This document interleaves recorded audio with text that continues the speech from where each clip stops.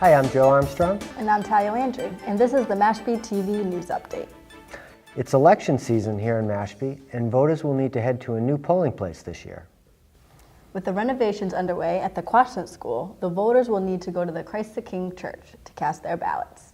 There are no seats on Mashpee committees or boards being contested during this year's election season, with all 12 incumbents running unopposed. MashpeeTV invited the selectmen and the school committee candidates to a roundtable discussion to talk about the issues facing Mashpee, but we were unable to get them together due to lack of interest and the candidates' unavailability before the election. But voters do need to know that in spite of the unopposed races, there is still an important ballot question that needs your vote.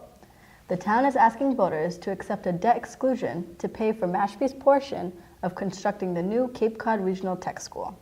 If the ballot question passes, Mashpee will raise the funds through additional taxes. If the measure does not pass, the funds will have to come from the town's operating budget, which according to the town's leadership would put a severe strain on the town's finances. That's right. And there's also another ballot question for voters. It's a non-binding question about whether or not the town will want to have recreational marijuana sales in Mashpee. The selectmen had a heated discussion about the merits of having the non-binding question on the ballot at a recent meeting. So what good does this do as a non-binding? So let's say it passes, then what? It just gives us their opinion. To do what? Then you set up your zoning to allow it or not allow it. To go to town meeting. Right, at town meeting. Town meeting's the ultimate arbiter of whether it's allowed or it's not allowed. Yes, in October. In October. So it doesn't really matter what the, So what Andrew's saying is, if you have 9 people that vote to approve the sale of recreational marijuana on the ballot, then it would go to it allows it to go to town meeting where 100 people. It goes to town meeting people go, regardless. And they say no, they could kill it. exactly. It goes to town meeting no matter what we do, whether you have an advisory or not. But you have a wider understanding of what the people want by having the non-binding. That's all this It does. doesn't matter. Well, 900 versus 150. No, I it think doesn't. My matters. point is, we can 150 could kill put the range of options Forget about that. on the First town of all, meeting warrant. It's null and void if they say they want. And the 150 people who show up at town meeting will select whether they want to vote yes or they want to vote no. It doesn't, the only thing that our opinion matters is whether we recommend something or not. But town meeting's going to decide. Town meeting's going to decide whether we say yes or no.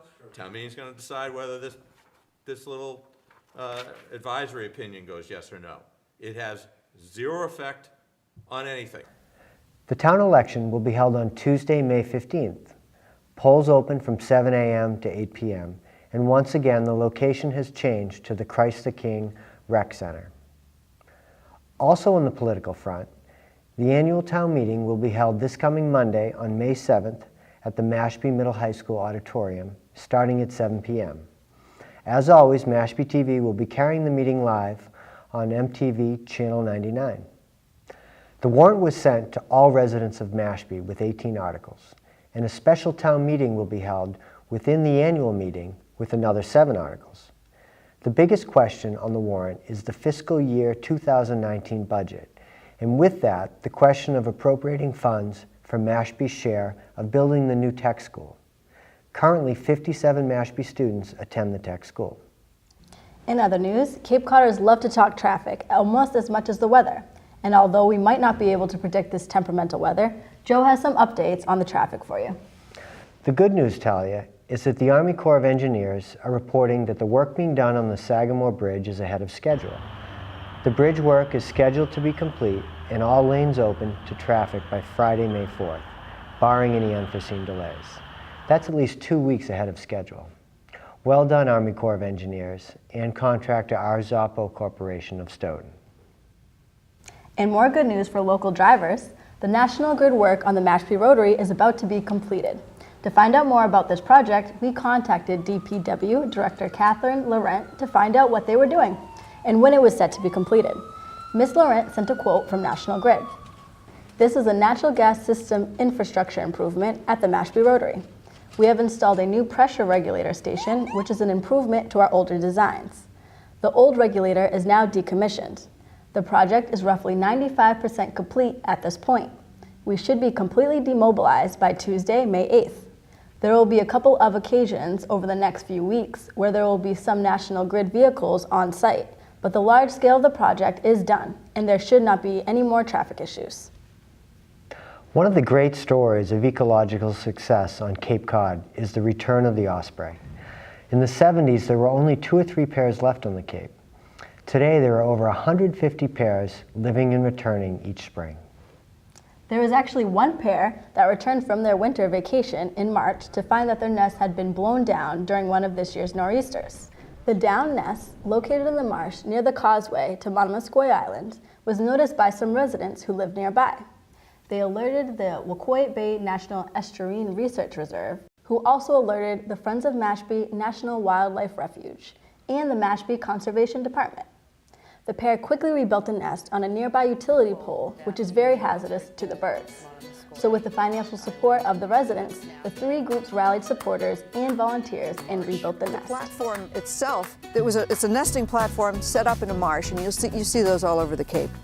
But this one had snapped in 2, probably due to the fact that the nest itself over the years has grown so fat and heavy, it probably acted like a sail in some of our nor'easters and toppled it over. It snapped the pole in half. So it was a real diverse group of people that came out, not knowing who was going to show up, how many were going to show up, anybody strong to show up. So it was an interesting group of people, really dedicated, and yeah, they all jumped right in and hauled out the equipment, the lumber, and started getting to work to putting it up. So the nesting platform itself was still intact. We sistered that pole onto a new one, put the new one in the ground, and then re-erected the old nesting platform, which is in excellent shape. We got everything done that we wanted it to do. We did it in like an hour and a half. We pulled the whole thing together. So everything lined up. So it was really great to already have an established base to be able to ask for help from. And again, this type of project is something that really gets people excited. I keep getting emails from everybody going, oh, I still think about that. It was a really good day. So that's really big. And so I think that's a really excellent way to have people get involved in the refuge. And it's spring. It's time to get out and do something good outside. Since the platform went up, the ospreys have been spotted on their old roost, but they have not yet moved. Ms. Fox said that the birds may still end up building a nest there this season. Thank you to all the volunteers who participated and made this project a success. In other ecology news, the Mashpee Conservation Department hosted a Johns Pond cleanup this past Saturday. The Mohawk ATV Club assisted the volunteers and provided logistical support. So today, the Mashpee Conservation Department and Mashpee Land Stewards Programs are hosting an event here at Johns Pond to clean up some large piles of trash that have been out here for at least a decade, maybe 2. This parcel has been gated now for about 6 years, but these piles still need to be cleaned up. So we got some help from the Mohawk 4x4 Adventure Club, and they also tapped into their resources to get additional help with a variety of off-road vehicles to be able to remove this trash from these difficult areas to access with regular vehicles. Mohawk 4x4 is a group of paying club members who all basically put in a little effort all together and a little money, and we basically try and support the legal and responsible land use and off-road community. Our goal is to provide people who otherwise would be stuck going to places where, you know, there's gates and stuff like that, to places where we can do something for the landowners and the landowners can do something for us. And we think it's a nice partnership for everyone involved. So today we're here at Johns Pond and we're going to be picking up trash, among other things, a whole bunch of nail piles from bonfires, illegal dumping sites. The goal is to basically restore it to a natural state. This event is also part of a larger effort statewide to clean up for Earth Day. It's called the Great Massachusetts Cleanup from the Keep Massachusetts Beautiful organization. So they helped organize and to advertise the event for us as well. and the majority of the trash we're collecting is going to be north and northeast of Moody Pond, in the sand pits and up by the Otis Air Force Base. Hopefully it will go smoothly, and it's so great to see so many people passionate and willing to help and finally get these piles of trash out of there before it becomes too much part of the scenery. In Mashpee School Department news, changing school start times has once again been hotly debated between the school committee and residents. People on both sides have voiced their opinions at recent school committee meetings. School system, but an earlier start time would just be so difficult. I literally Surveys have been done, and now the school committee is ready to decide the issue. School committee chair Don Myers said they hope to render a decision on whether or not to change the start times at the next meeting. And as always, the meeting will be carried live on MashpeeTV Channel 22. The next meeting is Wednesday, May 9th, starting at 6:30 p.m. The Cape Cod Mini Makers Fair came to Mashpee again this past Saturday. Here's more on that event.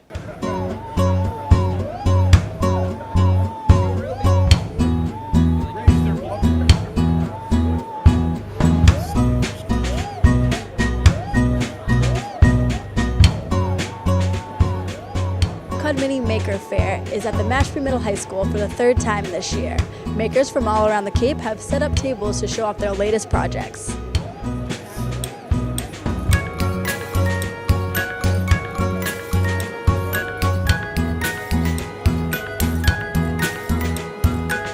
The Cape Cod Mini Maker Faire is an opportunity for people to come together who have different interests in making. So therefore, people can have interests in electronics or robotics or building certain things. People who are kind of working out of their own basements in their own homes, who want to share what it is that they're doing creatively and independently, to be able to come together and celebrate in a more open forum with each other.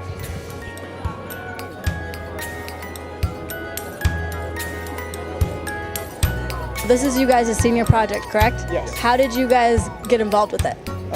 Well, so I started freshman year doing, I did some 3D printed models with Miss Nocella and some programming, stuff like that, and I've always loved like the engineering and the people that come to the Maker Faire every year. I help man booths and stuff, and I just loved it, and I thought it would be a great way to segue my future career by facilitating this for my senior project. Yeah, it all really started freshman year when we got involved in the STEM department in Mashpee. Last year, we actually both had our table at the Maker Faire event, and I think that's kind of what inspired us to take it over as our project as organizing and managing the Maker Faire this year for our senior project. So far, it seems to be going great. We have a large amount of people here. It's going very smoothly. The food is selling well, and everyone seems to be enjoying themselves. So, yeah, I think every vendor showed up that it was expected. 77 plus tables. We're expecting 2,000 plus people today coming in. All the money from the food sales is going to NTHS to help support us and help raise money for a scholarship for one of us seniors this year. So that we'll be giving back to the high school. So far it's going pretty good, and we're hoping to finish off the day pretty strong.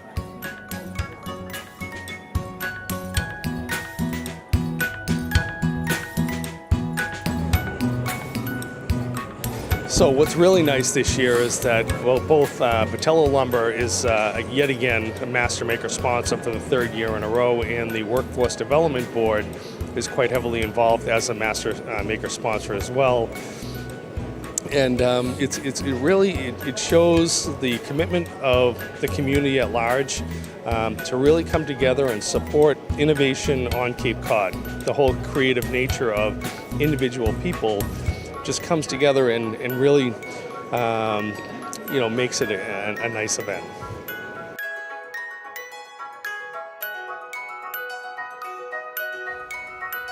The Mashpee Wampanoag Tribe received a visit from Senator Elizabeth Warren last week. The senator was on Cape to unveil a new bill she is sponsoring called the Comprehensive Addiction Resources Emergency Act, also known as the CARE Act, which she and Representative Elijah Cummings introduced this week in Congress. Senator Warren toured the Tribal Health Service facility and participated in a roundtable discussion with tribal members on the potential of the CARE bill. Here's a clip from a meeting later that day that was held down Cape. We are losing people every single day. The estimate now is equivalent of a plane crash every single day. And if a plane crashed every single day in America, we would just put everything we could into how do we stop this? What can we do? What do we need to do? What do we need to investigate? What do we need to change? Because we must stop this. But instead, with the opioid problem, we haven't done that at all. And finally, the Mashpee Public Library recently celebrated their 8th birthday in the new building. Parents and children of all ages attended and enjoyed birthday snacks, refreshments, and prizes. Happy birthday.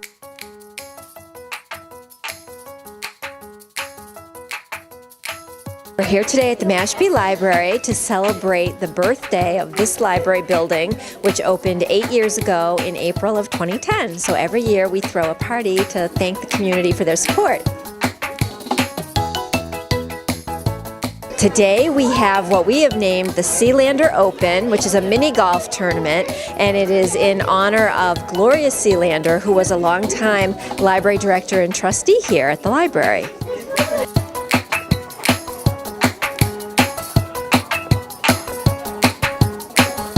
This event was put together through the creative energy of the Friends of the Mashpee Library, and they work year-round to raise awareness for the library. They do special events, fundraisers, and they generally just host all kinds of wonderful and fun things for us.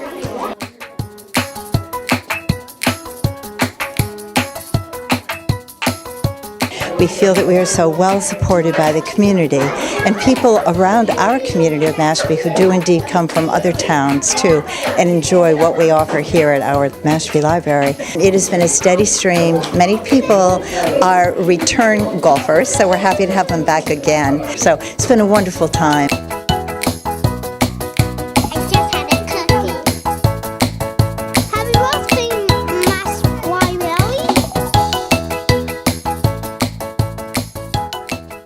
And that's it for this edition of the Mashpee News Update. Stay tuned for more updates and check us out on Facebook and Twitter. And subscribe to our YouTube channel to stay caught up on all the things local. And if you want to support your local media center, become a member today. Go to MashpeeTV.com and sign up online. For Mashpee TV, I'm Joe Armstrong. And I'm Talia Landry. See you next time.